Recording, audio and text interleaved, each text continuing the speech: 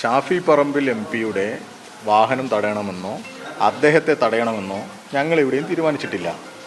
പക്ഷേ ഉയർന്നു വരുന്ന ഈ വിഷയങ്ങളിൽ, പാലക്കാട് MLA-യുമായി ബന്ധപ്പെട്ട വിഷയങ്ങളിൽ ഷാഫിക്ക് വലിയ പങ്കുണ്ട് അദ്ദേഹത്തെ സംരക്ഷിക്കുന്നതിൽ എന്നുള്ളത് ഇവിടെ പകൽ പോലെ വ്യക്തമാണ്.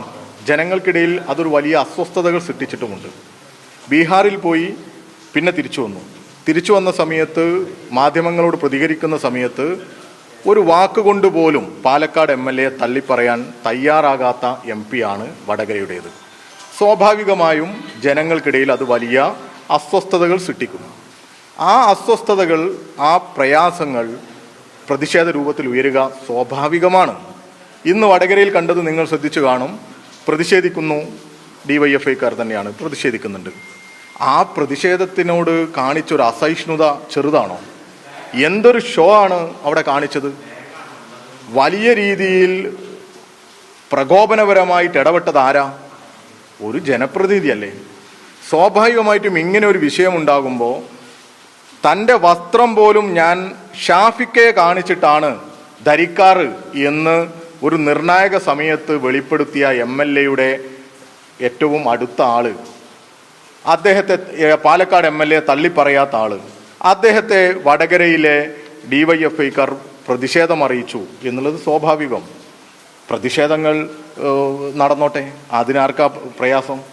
വണ്ടിയിൽ നിന്ന് അദ്ദേഹം കൊണ്ടു നടക്കുന്ന ആളുകൾ, കാറിലുള്ള ആളുകൾ, അതുപോലെ തന്നെ MP ഒക്കെ എന്തു ക്രൗരഭാവത്തോടു കൂടിയ ഇടപെട്ടതും സംസാരിച്ചതും പ്രകോപനം സൃഷ്ടിക്കുന്നതും ചെയ്തത്. ഒരു ക്രൂരമായ മുഖം നമ്മൾ കാണുകയല്ലേ. എന്തിനാ ഇങ്ങനെ അസ്വസ്ഥനാവുന്നത്? ഞങ്ങളെവിടെയും MP-യെ തടയാൻ തീരുമാനിച്ചിട്ടില്ല, തടയുകയുമില്ല. പക്ഷേ ഈ പറയുന്ന ഉയർന്നു വന്ന വിഷയങ്ങളിൽ പ്രതിഷേധങ്ങൾ, പ്രചരണ പ്രവർത്തനങ്ങളൊക്കെ നടത്തുക എന്നുള്ളത് ഈ നാട് ആഗ്രഹിക്കുന്നതല്ലേ. അതിനെ അങ്ങനെ മിണ്ടാതെ അങ്ങ് മാറി നിൽക്കണം എന്ന് പറയുന്നത് ശരിയാണോ? ഒരിക്കലും ശരിയല്ല എന്നുള്ളതാണ് ഞങ്ങൾക്കുള്ളത്, ഞങ്ങളുടെ അഭിപ്രായം. ഇവിടെ ഈ ഷാഫിയെക്കുറിച്ച് നമുക്കൊക്കെ അറിയാം. കുതന്ത്രങ്ങളുടെ ഏറ്റവും വലിയ ഒരു നേതൃത്വമാണ് ഷാഫിയുടെ കീഴിലുള്ളത്, ഷാഫിയുടെ നേതൃത്വത്തിലുള്ളത്.